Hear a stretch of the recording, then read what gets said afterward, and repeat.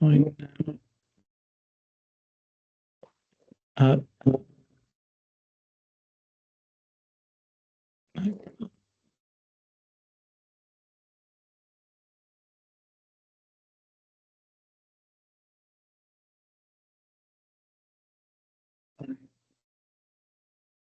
Hello, Shao. You need to mute.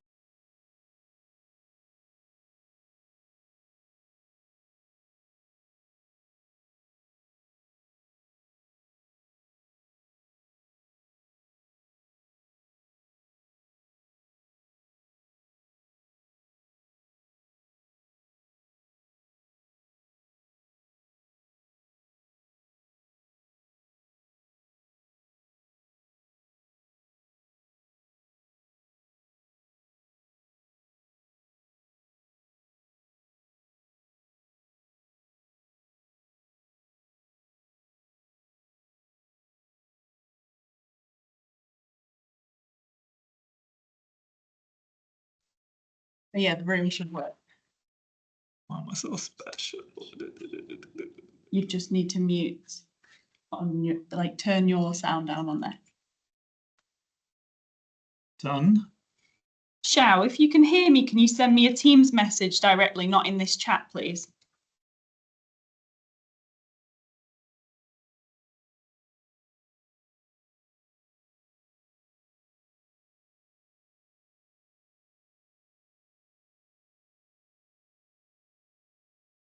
Oh, she's typing.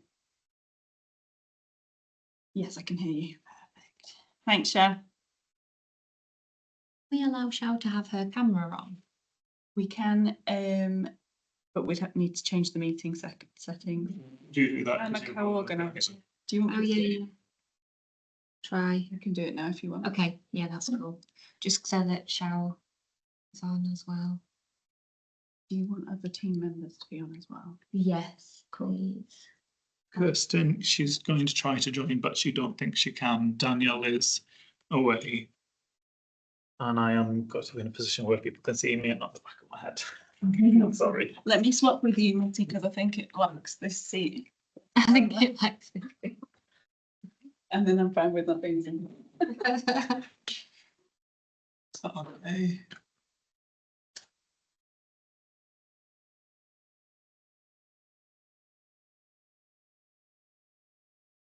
Stay close.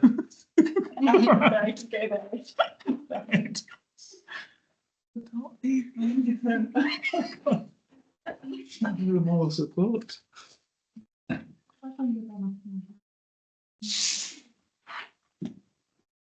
least now people have started to get the link. Yeah. Yeah.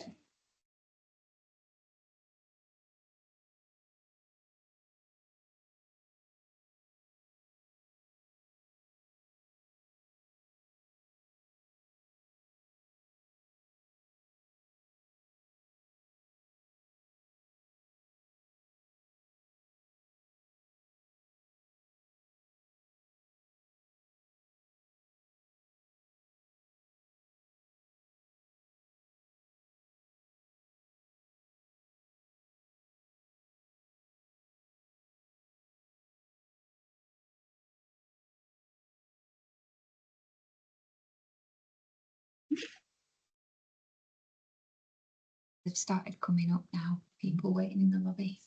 It's all good. I've allowed Shao's camera.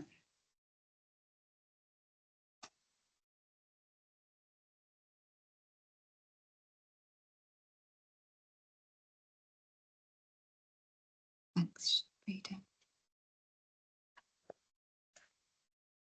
I'll just do it manually when Your laptop, sorry. would you like our team to have access to put their mics in if they want? Yes, please, yeah.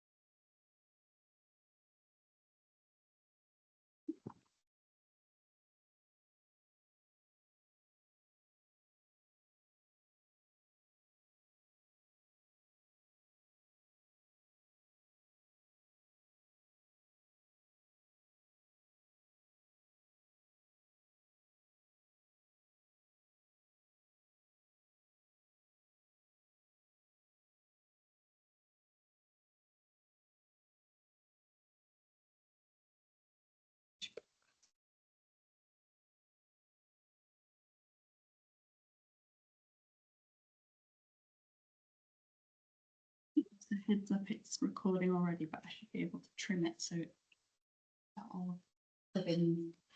Was cleaning up office. Ciao. Morning. Morning, Ciao. Morning.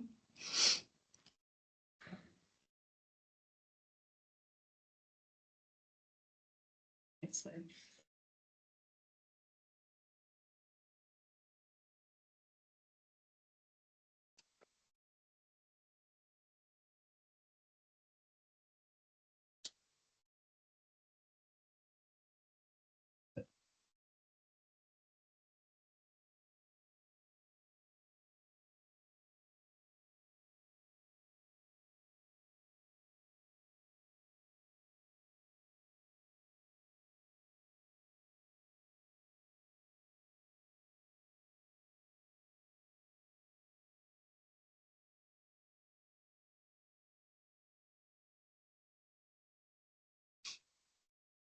Going to those empty chairs.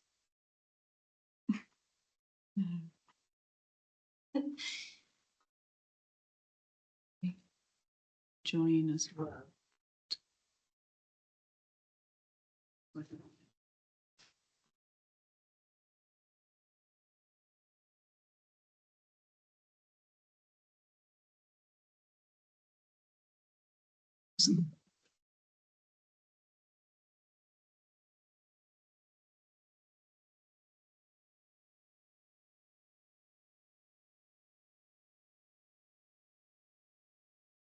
Is Matt on yet? No. Where's the camera gone?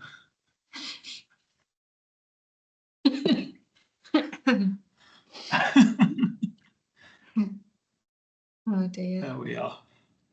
Front and centre. I think as soon as you start talking, it will stay on you. Should. That's all good. I think we will hopefully start letting people in. There's quite a few of them waiting already on the call. I can see Abby's here. We're just waiting for Matt. No, he's going to join in a. I think Matt's here as well. All is hopefully good and well. Matt, are you okay for us to start letting people in? Is there anything else you want to say before we start? No, not for me. Can you hear me okay? Yes, we can. Yeah, cool. That's it. Thank you. Thank you. I'll admit people now.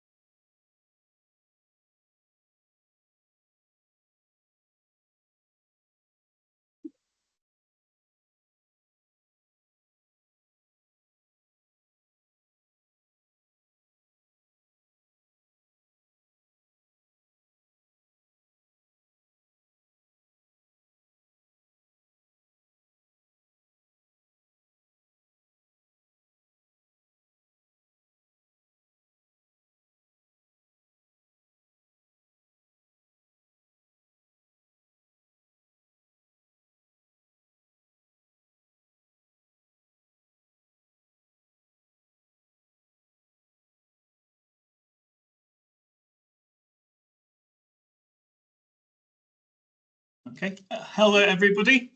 Very big warm welcome to the Lancaster University Agent Portal training webinar. I'm going to go through a bit of housekeeping before we start. Just to mention that this session will be recorded and will be circulated by email capably by Caroline here.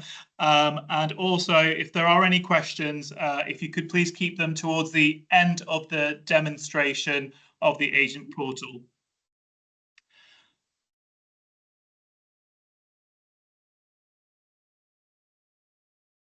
So hopefully you know me, or hopefully you soon will be acquainted with me. I'm Mutti Dad, head of the international student recruitment team here at Lancaster.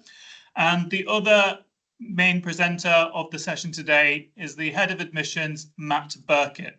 Thank you so much. We will give a couple of seconds as people are still joining the call, but at the same time, we want to kind of make a steady way through the presentation. So we will gently start and make our way through the presentation format and session.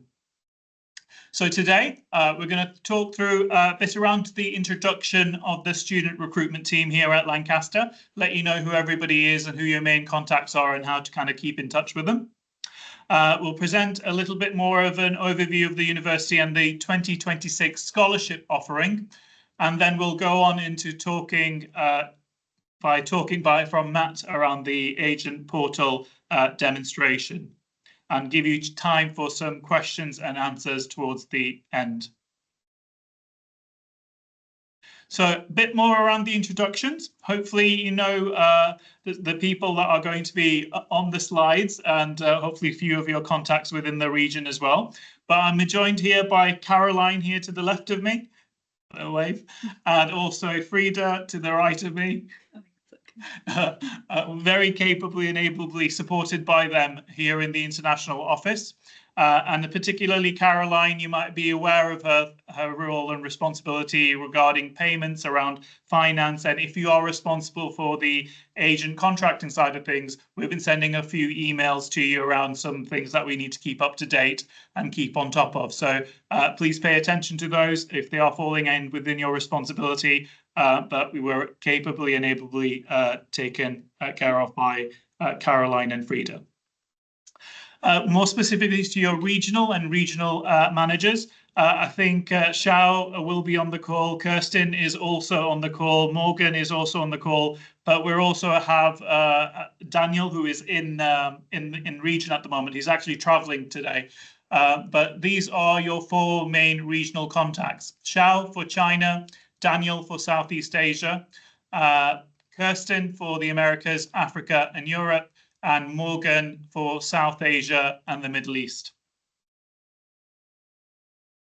And hopefully it'll give you a little bit more of an overview of the university, some things that you will hopefully already know about, but just to kind of get your mind in focus around the university. We're here within the northwest of England. Hopefully you all know we're in a beautiful castle city in the northwest of England with very good proximity to locations like Manchester and London. But I think we benefit from the beautiful countryside within the local districts and the Lake District that we benefit from. We're joining you from here at Lancaster, here on the main campus. We very proudly have 560 acres on our campus that we've spent over £500 million on in terms of refurbishment over the last 10 years. So we're really proud of our accomplishment and the environment that we've created for our students here at Lancaster. And another thing you might already know about is that we're a collegiate university. There's only a handful of these in the UK. We very proudly are able to welcome students to our 9 unique distinct colleges at the university. And we are one specific for college for graduate students. So to give you a bit more of an overview of the 2026 offer as it's opened, we very proudly have maintained our 5-star QS rankings in the rating. So we've been rated excellent in 2025. So we're very proud of that. We've maintained our top 15 ranking in all 3 of the UK league tables. So we're really proud of that. Top 10 in the Complete University Guide through to 14 in the Guardian and 15 in the Times Good University Guide. In the QS rankings, we've ranked 157th in the world, with many of our subjects featuring in the world's top 50, including English language and literature, including marketing, including data science and artificial intelligence, all in the world top 50, and also linguistics, which is ranked at number 3 in 2026. So we're very strong, very proud of our academic reputation with here at Lancaster. For 2026, the PG applications are now open. You'll notice that there is no application fee for 2026 entry students. We've also adjusted our entry requirements. We're accepting mostly, apart from 2 courses, accepting at a 2-2 entry point for our postgraduate courses. You'll see that also there's been a tuition fee adjustment, really. They've gone down slightly. I'll talk about that when I talk around the scholarships, but to note that has taken place as well. To alert you to the Know Your Customer checks. I think this is eligible only for a handful of nationalities around the world, but don't be alarmed if we are asked to take this additional check. This is a finance team check. It's just a due diligence check that happens in terms of the fee payments and bank accounts. It takes around 24 hours to complete if your students are going to be eligible for Know Your Customer checks, and it's just to alert you to that and not to be alarmed. We will be sending more information from our finance team and also about Flywire, which is our preferred platform for payments here at the university. So just to let you a little bit more about that. So now to the more exciting piece of news, really around what our 2026 scholarship offering looks like, and also in terms of what our tuition fees look like for 2026. So this is our main offer that is open to the world, to mainly China, thinking about India. We are offering a variety of different offers depending on which course the students have applied to in the faculty. You'll note the tuition fees that they've been slightly reduced, and also the tuition fee and the scholarship combined makes it out to around a similar offer to what we were offering last year. So students are able to achieve a scholarship of up to 20% at postgraduate level in the management school, which is around £6,000. I do note here that the MBA has a far more generous scholarship, as you would imagine. It's around up to 50% based on the interview. Again, you'll see more information about this from the website, and we'll send that through to you in the email when we follow up. And in terms of in the science and technology faculty, we're offering up to 30% scholarship. So students are eligible for up to £9,000. In health and medicine courses, we're offering up to 25%, so that's just over 7,700. And in terms of in the humanities, arts and social sciences courses, we're offering 20%, so that's £5,000, just over really. So just to give you a sense of that, take a note of that, and we will definitely send this through to you. That's the main scholarship offering. It's slightly complicated. It just need to keep it to hand, but that's the overall offering and the tuition fee levels here at Lancaster for 2026. There is a additional, a separate offer of a international regional scholarship. Now, this is only eligible for students that are listed from the nationalities that are from that list there. So this is to allow for students that are applying from nationalities or domiciles from the following regions that are underrepresented here at Lancaster, and they will be offered a scholarship amount of £10,000 off the tuition fee. To note that this is not stackable against the offer that we were talking about in the previous slide. So this is just a unique and a separate offer for students that are from these regions around the world. And they will be awarded this guaranteed if they're able to achieve a first or a 2-1 equivalent in their undergraduate courses. And that is also going to be eligible for the MBA program. So again, this is not a stackable offer against the Excellence Scholarship, but this is a unique set criteria for the students that are from these regions and domiciles. So hopefully that could give a bit more of an offer. I think that there is also a kind of an overview of the undergraduate scholarship offer that's available on our website. That follows a similar format of around an excellence and a international regional scholarship for the same countries where there's an additional offer available. And hopefully we can give you a bit more of an overview in that email when we send that through. Hopefully that's been easy to understand and to get a bit of an overview of. I'm now going to invite Matt onto the phone call to give you an introduction to himself and his team, and to tell us a little bit more around the agent portal and around the applications and applying through to Lancaster. Can you hear us, Matt? Yeah, I'm here. Thank you. I'll pass over to you. Thanks, Mutty. So yeah, hello everybody. My name's Matt. I'm the head of admissions here at Lancaster.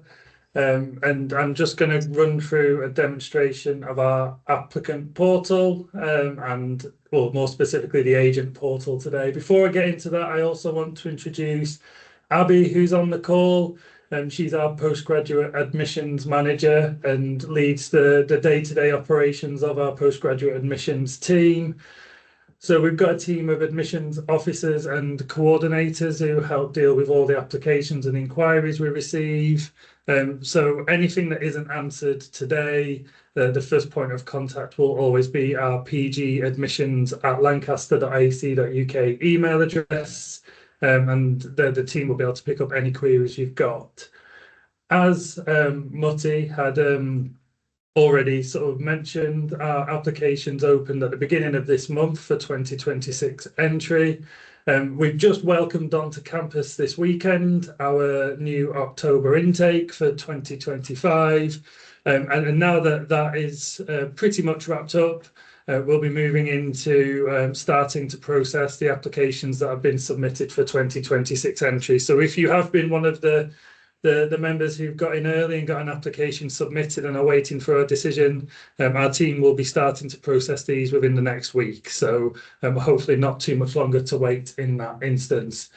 So in order to sort of demonstrate the portal, I'm now going to share my screen and take you through some of the key steps of how to manage applications at Lancaster.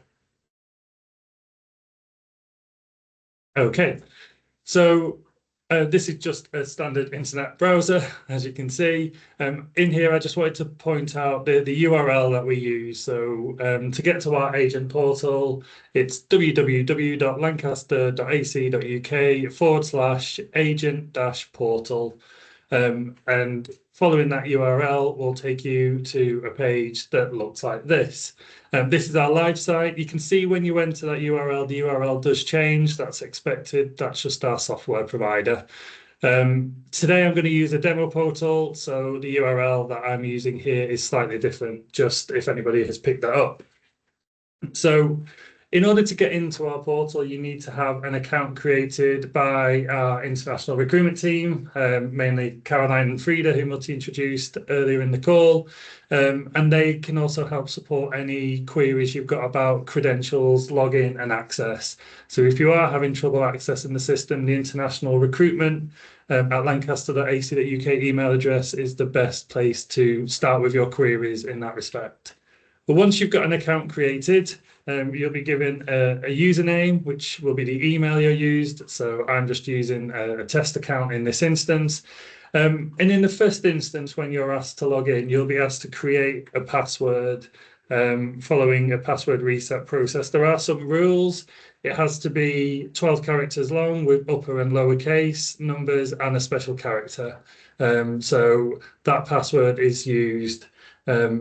And we'll be sending out regular reminders to make sure you're updating your password for security reasons. So once you've entered your email and password, you'll click the agent sign in button. And we do have two-factor authentication on our accounts. So that just adds an extra layer of security and ensures that as you've got staff moving between company, it means that the account is locked to only people that have access to your email address. So when you get to this page, this will trigger an email to the inbox, which is the email that you use to log in. And that will include an email that looks roughly something like this, a dear agent name and a code to use. So I'm going to use this code. One thing to note, if you do copy and paste, if you double click and copy, you'll find that it often includes an extra space at the end. So if it doesn't work first time, just double check that you've not got a stray space in there. But when it does, click submit and that will take you into your portal space. So this is the main dashboard of our applicant agent portal. When you're in here, you may see a very large list if you've supported a large number of applications through to Lancaster. Obviously, as a test account, I've only got a couple in various different statuses. So just from a navigation perspective, there are a few section menu items across the top. Recommend you don't typically need to use these other than the change password option. If you have multiple staff using the same credentials to log into our account. It's worth knowing that a change of password will affect all users and should be maintained locally by one administrator. The MFA email token that's sent lasts for 30 minutes. So if you have a number of people logging on at the same time, that can work. You just need to make sure that you're checking for the code that's been sent within the last 30 minutes to use to get into the portal. Once you've finished with your session, you can also navigate up to the top right-hand corner and sign out for security purposes. So just talking around the main dashboard area, as I mentioned, this is a list of applications that have been started by yourself. You can filter these to applications that are in progress, have extra requirements needed, or hold a conditional offer. So there is some additional filtering there. And you can also search. So if you're looking for a specific applicant, you can hit the search and that will bring back any applications that meet the details on the record. So that's how you can manage this initial portal, a list of the program that they've applied for, their status, and a set of actions that are required next. So depending on where they are in their journey, what needs to be done. What I'm going to start with, though, is I'm going to start with creating a brand new application. So to do that, you simply click on Start a New Application up in the top right-hand corner, and that will take you through to a Create Account page. So you'll notice that the circle in the top left is swirling a little bit. I would just ask for patience, especially the first time you log into the system on the day. It can take a little bit longer to load some pages. So the standard page of creating an application, you're asking for a few details. So initially, I'm just going to choose myself again for simplicity. Now at this point, we are looking to create brand new unique accounts. So if a record already exists in the system under the same email address, you will receive an error message. I've got a section later on in the training that tells you how to handle this. So at this point, we are looking for something that's unique for the applicant. And it's very important that this is the applicant's email address that we use here. Because that will be used not only for receiving communications, but also to make sure they have access to all Lancaster systems, portals, things like accommodation and registration later in the process. So it has to be unique to them. It's worth noting that we do copy yourselves as an agent representative into our standard transactional email. So an email will go both to the applicant email address listed here and to yourselves as an agent to make sure that all communications are shared throughout. We ask for a sign up for communications. So by default, we have to ask for this to be do not allow, and we ask for your opt-in so that applicants can receive further information around Lancaster. We try and keep this specific to the university, to the course, and to events that are relevant to supporting them to become a journey at Lancaster. It won't be used outside of our application and recruitment journey. And so we do encourage that we ask applicants to opt in and allow communications in that phase where possible. Obviously, if they do not want to receive them, they do have the option to opt out and continue to not allow. The next stage is to select the program that they're applying for. So at this point, it's worth noting that you can change this later in the process, but the questions start with, is it a taught or a research program? Which program is it? So today I'm going to apply for MSc Artificial Intelligence. And a list of terms are available. So we are closing out the 2025 terms at the moment. So you will see 25 and 26. Obviously, we're now focusing on 2026 admissions. So I'm going to choose 2026. And then it asks what type of application. This is always postgraduate application. So once you've selected that and click submit, it will now check that the application details that have been provided are unique. If not, then you may receive an error message that looks a little bit like this. So I'm just looking for the page to share, which unfortunately no errors occurred. Please retry and contact PG Admissions. So as I mentioned, that's very common when an email address has already been used against an application. So there are two typical journeys here. One is to check the applicant doesn't already have a submitted application.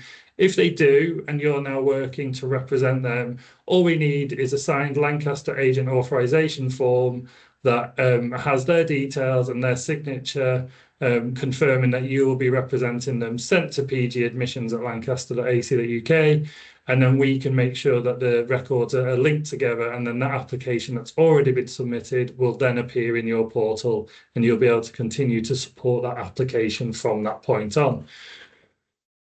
So just going back to the screen, we can now see we are now in an application process. So we have a number of tabs that exist across this page. So we've got a main navigation tab. So you've got the application details tab, the supporting documents and requests tab, which at the moment don't have any details. And later on in the journey, there will be a conditional a decision and reply section, where you can view any offers that have been made or any decisions that have been made on the application and any associated offer letters, and also the ability to reply. For now, we're going to focus on the application details tab. This application now exists in our system, and it's got an ID, which is listed in the application number. And we always recommend that either replying to emails that have been triggered as part of the application process that include these details already, or quoting this number is the first point of us being able to correctly identify that we're talking about the right record when you do communicate with us. So further down, there's a set of details. Some has been pre-populated on the further page, but we then ask that each of the various sections are completed stage by stage. So just making sure that anything is completed as is needed to get through the system.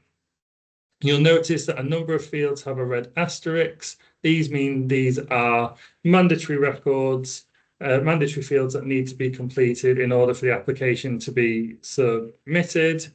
Other fields are there to just help support the process. So obviously, as much information provided as possible helps us when we are reviewing applications. But in one sense, we have to make sure that all mandatory fields are completed. So I'm just going to quickly try and answer some of these questions to work through the application process. Hopefully you'll see these are fairly standard set of questions that you would expect to see in a standard application. As you select some questions, so in terms of do you require a visa to study in the UK, you may find that further questions are asked as part of this. For example, do you have dual nationality? If so, it'll ask you to answer that question. So following through that process, you can save the page you're on, or save and continue takes you through this set of tabs, which is all the information that we require. So I mentioned you can reconfirm the program that you're applying for. If there's a change at this point, this can be changed here to the relevant program. And then we also ask about references. So all of our programs require a reference to be submitted as part of the process at a point in the journey. Where they're available at the point of submission, that's great, but sometimes they're not available. We can make offers without references being submitted, but it would then be conditional on an appropriate reference. So in terms of supplying references, we have two options. One is if you have the references available to hand, you can choose to upload those directly for us.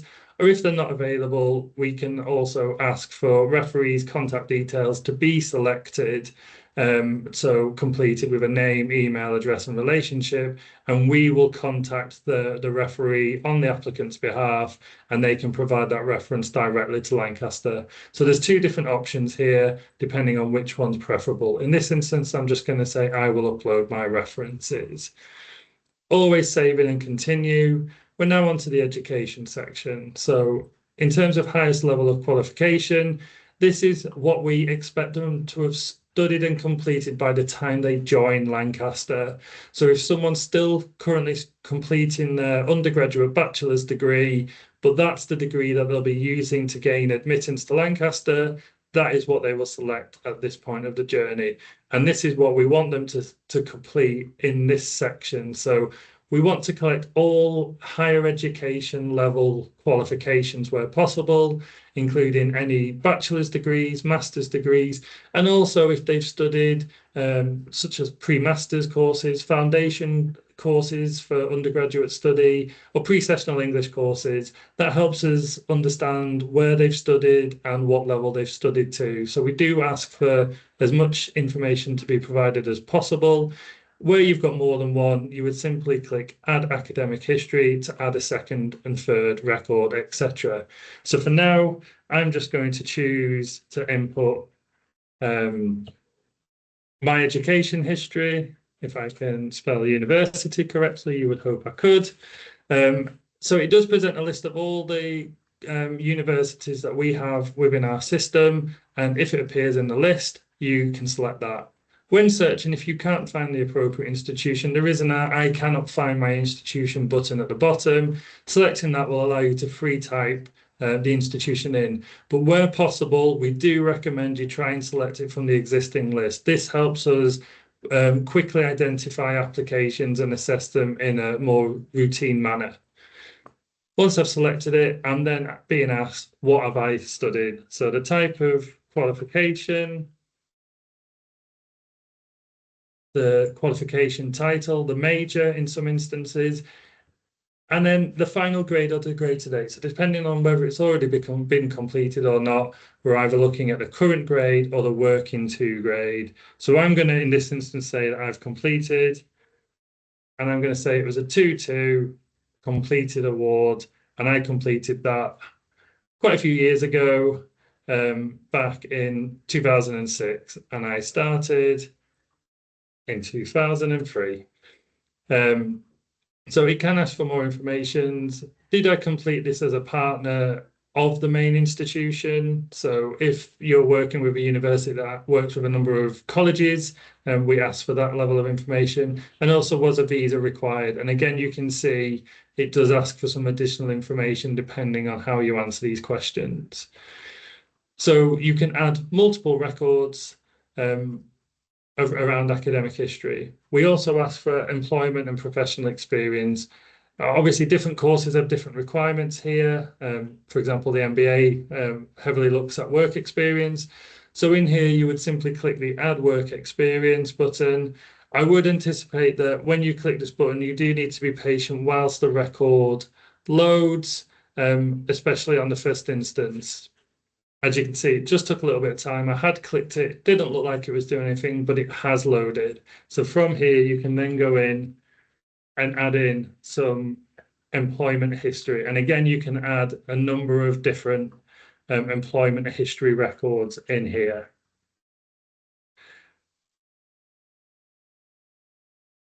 Once you're happy with that, save and continue to move on to the next stage. We're now asking for information about English language. So obviously for international students, we've got a set of English language requirements that are specific to course.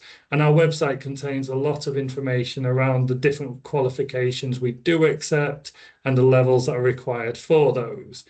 Now, obviously, some students won't yet have sat an English language qualification when they apply. That's fine. The question tells you, gives you the appropriate options in the answer. So yes, I've got a qualification. If you select yes, it'll ask you to add the details of that below. You may say, no, I've taken a test but not yet received my results.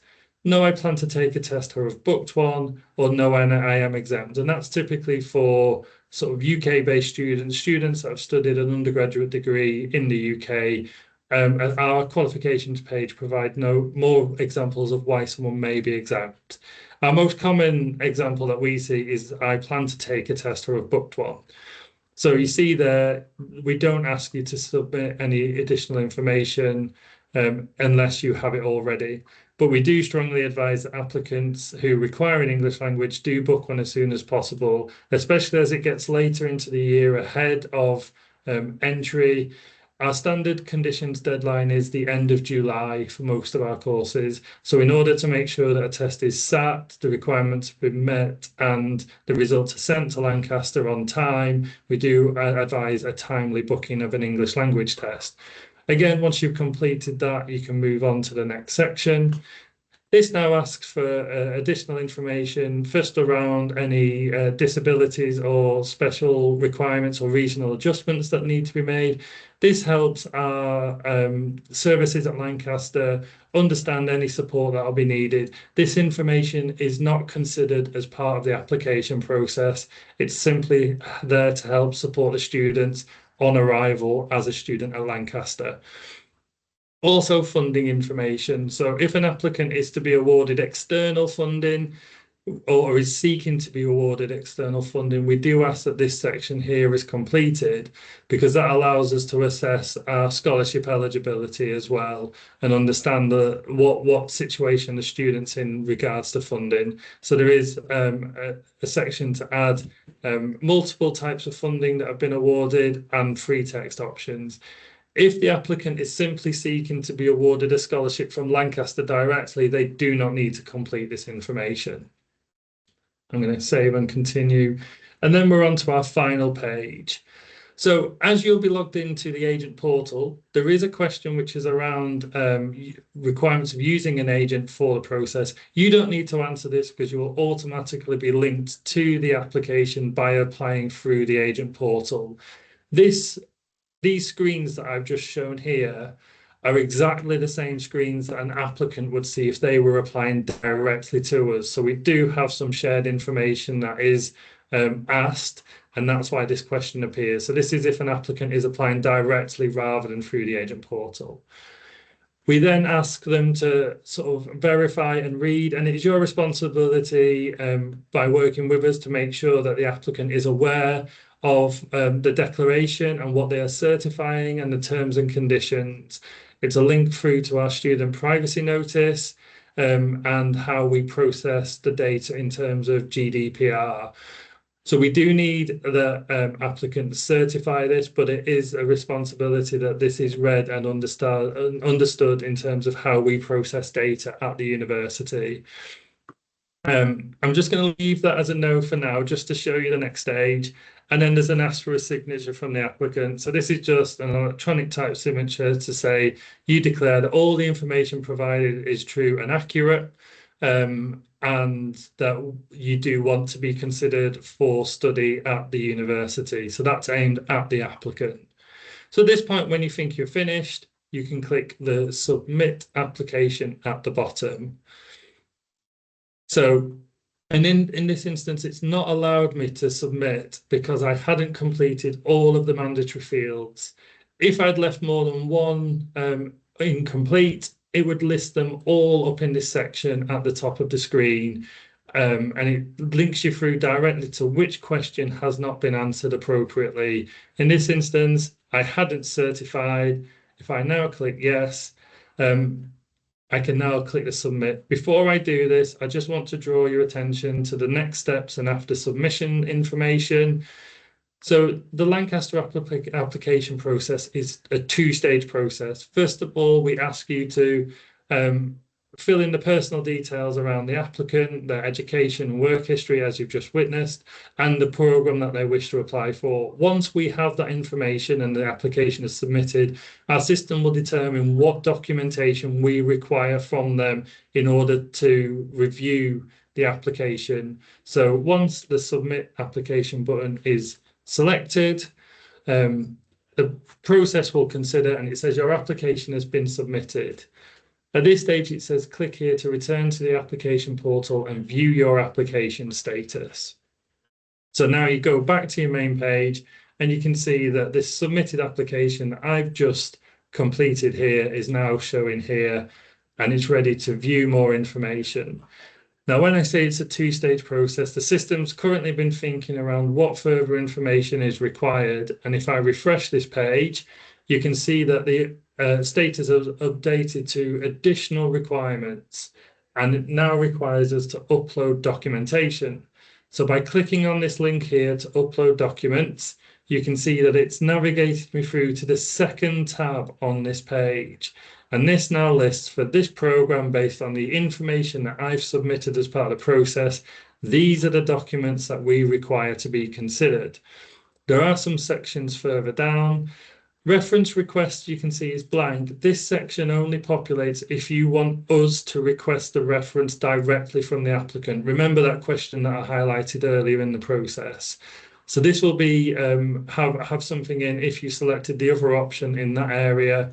There is also a deferral request option that appears at the bottom of the page throughout the process. The main focus at this point is on the supporting documents area. And again, we have some mandatory documents that are asterisked. So we've got the first 4 that we need, the latter 2 we want and we will need at some point in the process. But the main point is we will not be able to consider an application until all of the mandatory documents have been completed and uploaded. I'm going to talk you through the process of uploading just to make sure that's clear. And then I'm going to switch to another application where we've already completed this process. So here you can see that we're asking for degree transcripts and certificates. We want as much information as possible around the study that's been listed. So in terms of, if completed, a full transcript, a final certificate, and potentially marking schemes depending on the country to help us understand what the qualification is and how that student has achieved. Obviously, if a student is still studying, we want the most recent up-to-date transcripts that contain the most amount of academic history on them to help us support the application process. We always require an agency authorization form for applications that have been submitted through the agent portal. If you do not have access to that, I'm sure that Caroline and the team will help be able to navigate you towards our agent authorization form. It's a standard Lancaster template, and we do ask that it is submitted on the Lancaster template with all fields completed, including the ID number and a signature from the applicant. We do consider electronic signatures in lieu of if the applicant is not available to sign in person, but we do require a full authorization form linked to your agency. For this course specifically, we also ask for a CV to be submitted and a personal statement. So in here, I'm now just going to show you how to upload files. In certain areas, some of these areas allow you to upload only one document. So a CV, a personal statement, and an agent authorization form. We only expect one document, so the system will only allow you to upload one document. But in terms of degree transcripts and certificates, we know that that might appear in multiple files. So that will allow you to upload up to 5 separate files in against this one area. It's very important when you complete records that they are completed in the right section and that all files are not just uploaded against degree transcript and certificate. Firstly, it will mean that these files are not considered complete. And also in terms of understanding what has and what hasn't been submitted, it'll just slow down our team in terms of the decision-making process. So when you're ready to upload a file, you click on the Choose Files option, navigate to the file you wish to upload, and you can see that it's listed here. At this point, the file is not uploaded to the application. Once it's listed here, you then have to select the Upload Selected File option.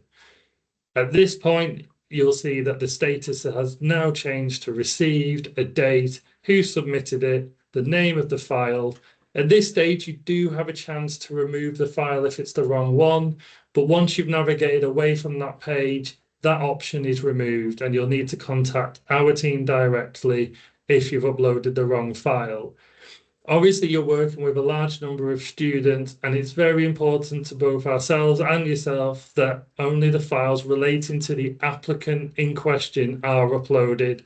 If at any point you believe that a file has been uploaded incorrectly, please contact us as soon as possible so we can work through the various mitigation steps required.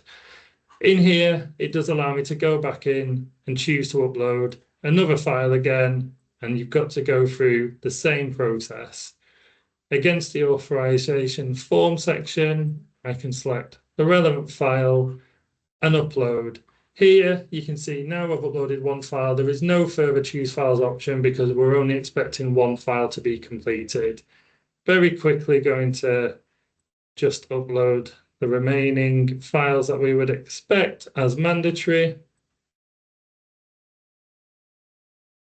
Now all of the asterisk files have been completed they're now ready. I can now navigate back to my dashboard section, and you can see that this application is now in a submitted state. So that is now with our admissions team to review the application and make a decision based on all of the information that's been provided. Okay, so that's the submission process. Obviously, a very important part to sort of get the application process in traction. But you will need to navigate back to this page multiple times throughout the journey.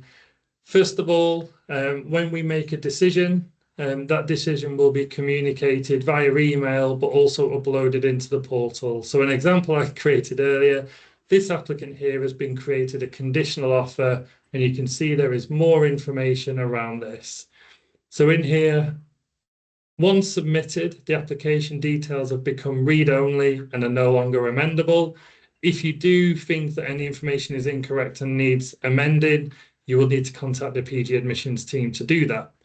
The supporting documents section is still here, and you can see all the files that I'd uploaded when preparing this application.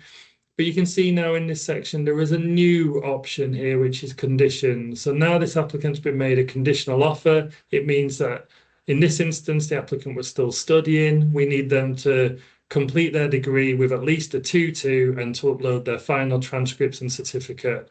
So when they're available to you, you would log in here, choose files and upload the relevant file that needs to be selected.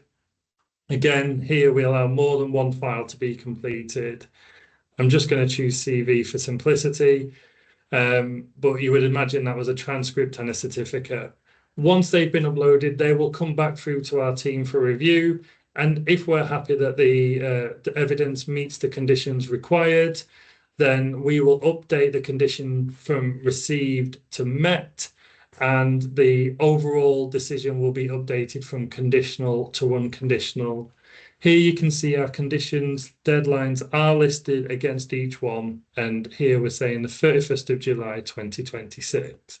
So that's where you can upload documents that meet conditions. I'm now going to also navigate to this new decision history tab. So this shows us the full history of the decisions that have been made. So here we've got a conditional offer. You've got the option to download the offer letter. That opens in a PDF file, and you can see that's available and is recorded against the decision. So it doesn't update automatically and is a point in time decision letter that is available. As it's a conditional offer, we expect the conditions to be updated on the supporting documents page. And if we make it unconditional, a new row would appear here. It would say unconditional offer with the date and a new decision letter confirming that all the conditions have been met.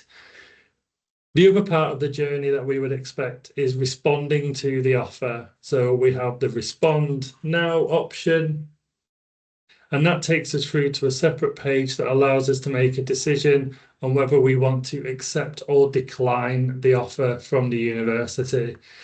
So each offer has a deadline to respond by.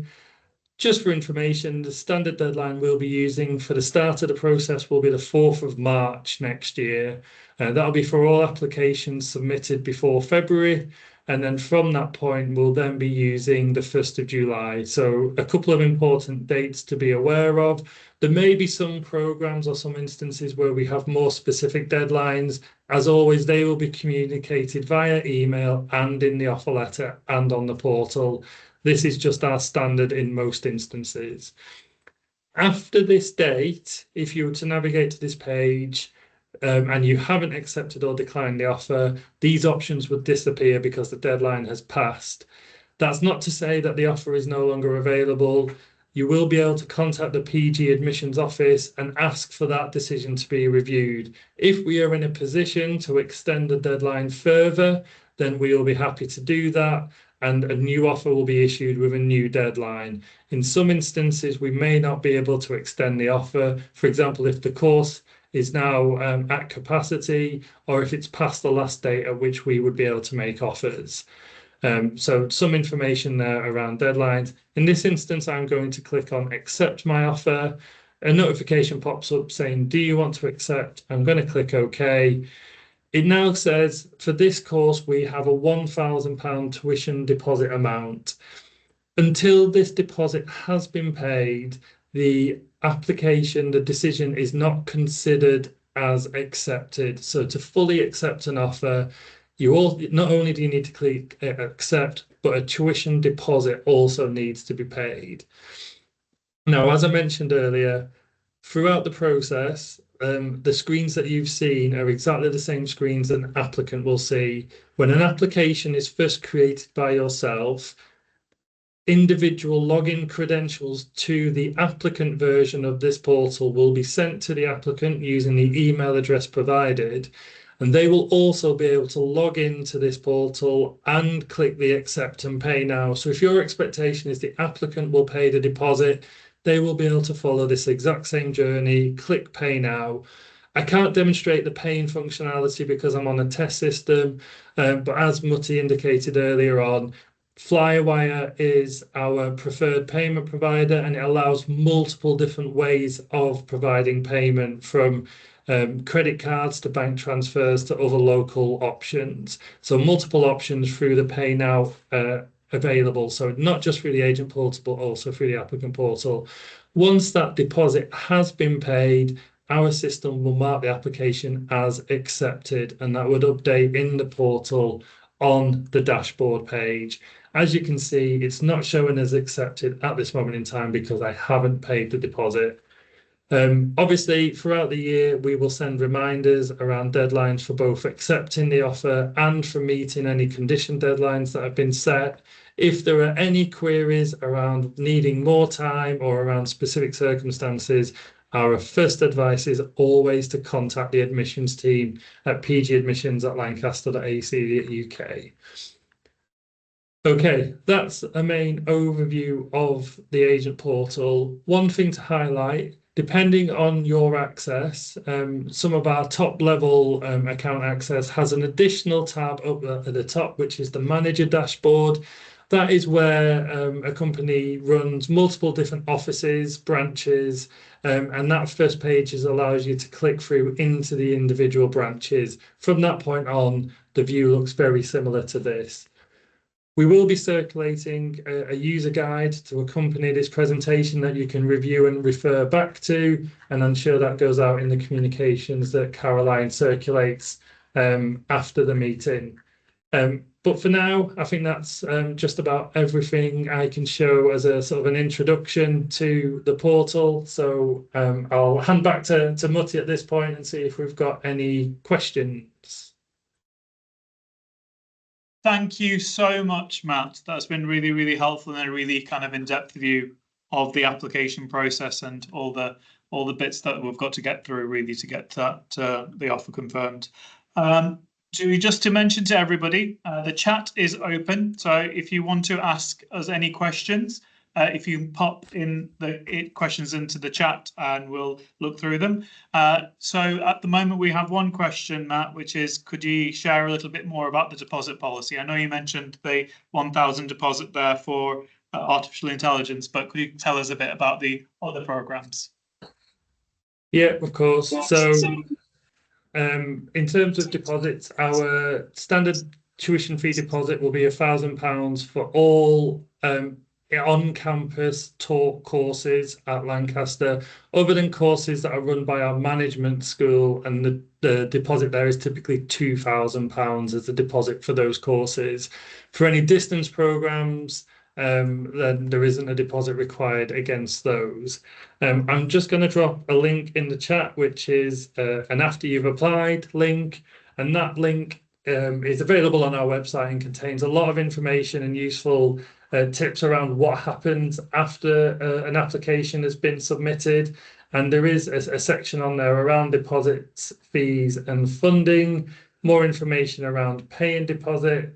And then there's also a link to our deposit payments and refunds page. So obviously we do require a deposit to be paid in order for an application to be accepted, and that essentially unlocks the next stages of the process. So in terms of getting a CAS to start the visa process, we will need that deposit to be paid.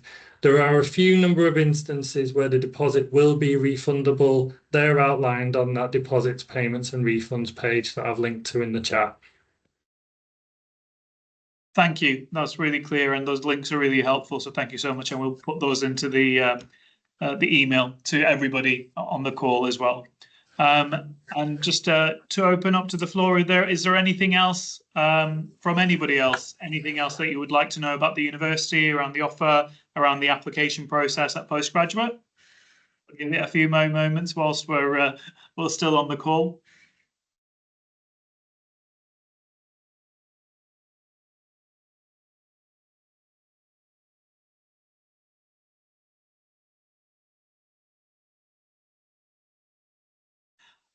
A question around the scholarships and if they include Japanese students.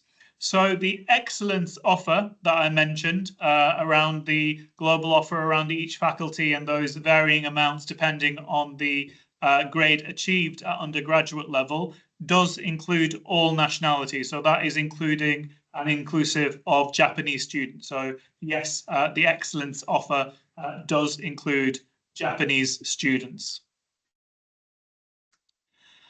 In terms of MRes courses, Matt, do we offer any MRes courses? Yeah, so I think at this point, I want to highlight our postgraduate course listing page. That now has a list of 2026 courses that are open for application, includes both taught and research programs.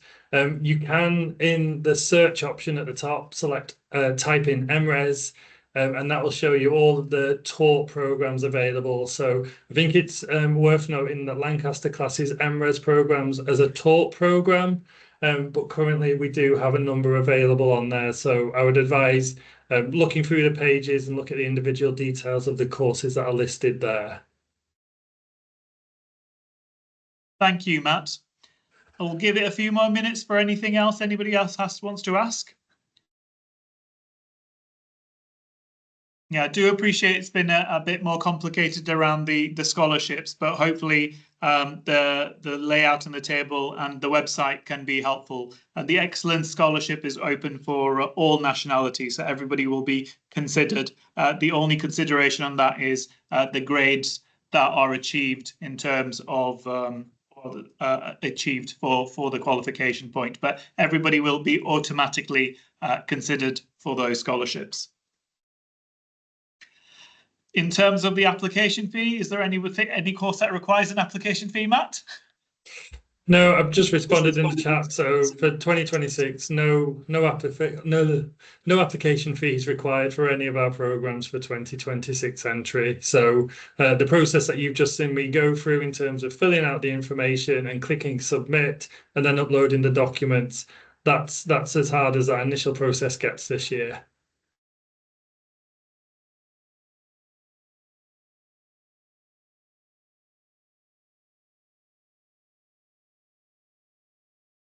Yep, thank you. And the question around the regional scholarships. So in terms of the regional offer that I mentioned in my slides a little bit earlier, that's not eligible for India, but for India, they will be eligible for the excellence scholarships for around the offer. I'll see if I can quickly share my slides with you again and to kind of quickly go through our offer and just to make it a bit more clearer. So I'm just sharing my slides hopefully now.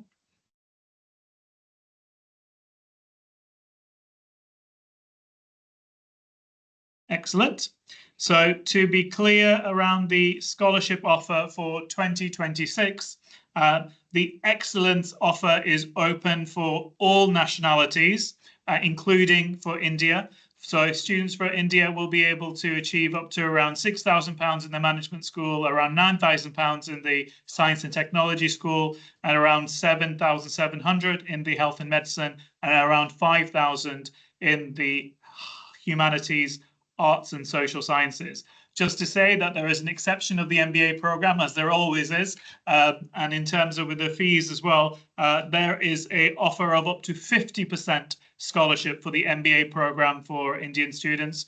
And all students really, and that's based on the interview. So that's up to 16,500 for the offer for those students really. And this sits separately to the students that are applying from these nationalities that are going to be awarded a £10,000 separate offer. So it's not stackable against the excellence scholarship that I mentioned. So this is for students that are specifically from these regions around the world.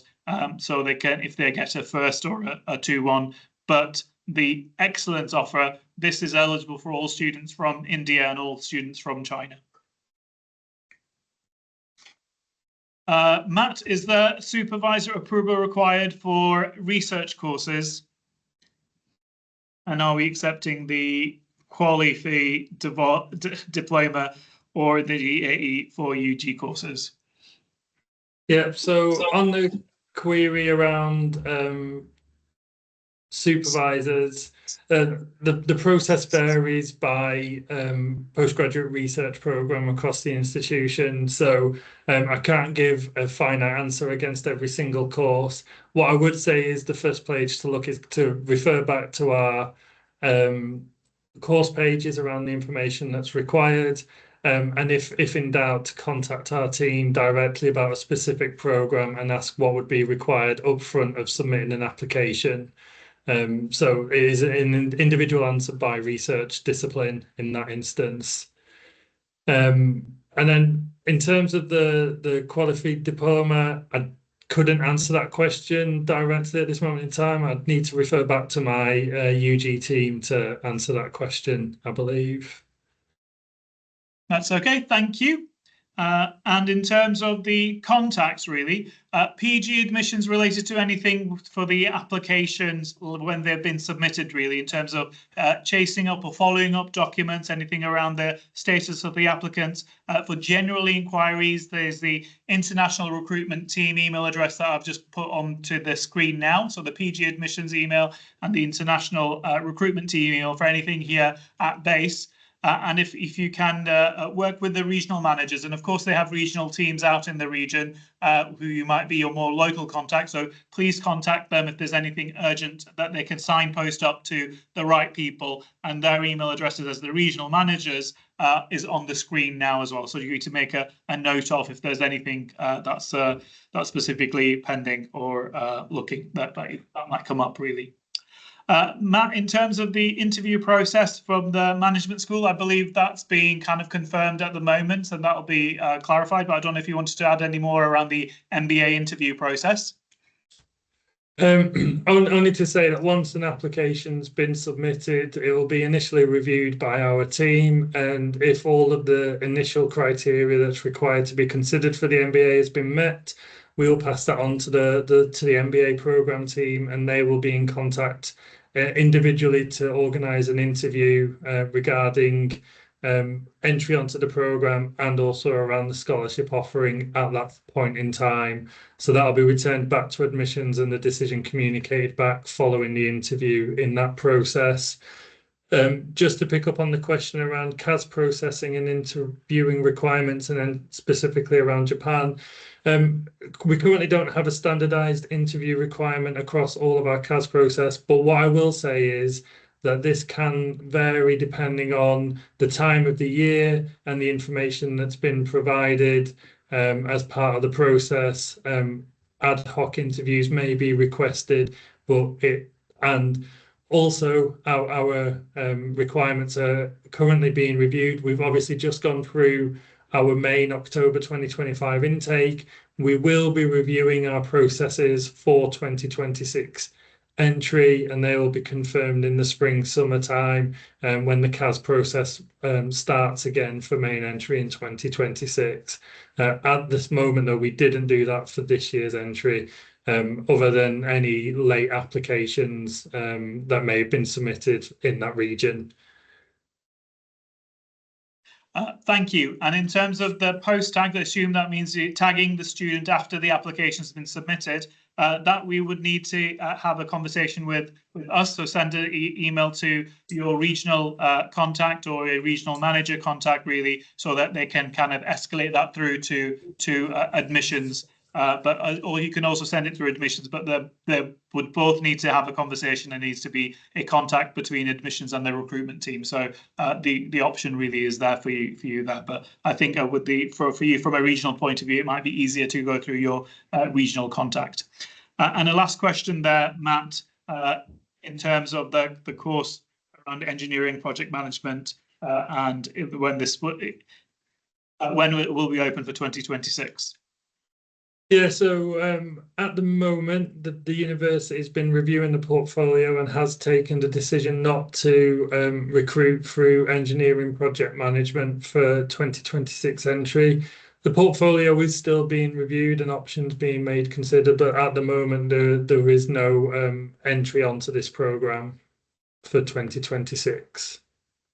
Thank you. So that's been really, really helpful. And thank you so much for everybody that's been on the call, that's been able to join us today. Your time's been really, really much appreciated. And thank you for everything that you continue to do to bring students to Lancaster. Hopefully the offer of those scholarships and hopefully not having the application fee will take away some of those barriers, and around the entry qualifications being a 2-2 point of view will also be more welcoming to students. But a big thank you to Matt for your time and around the demonstration, and thank you to the team that is on the call. I can see Kirsten, Morgan and Shao that have joined around today, and a huge thank you to Caroline and to Frida here at Lancaster.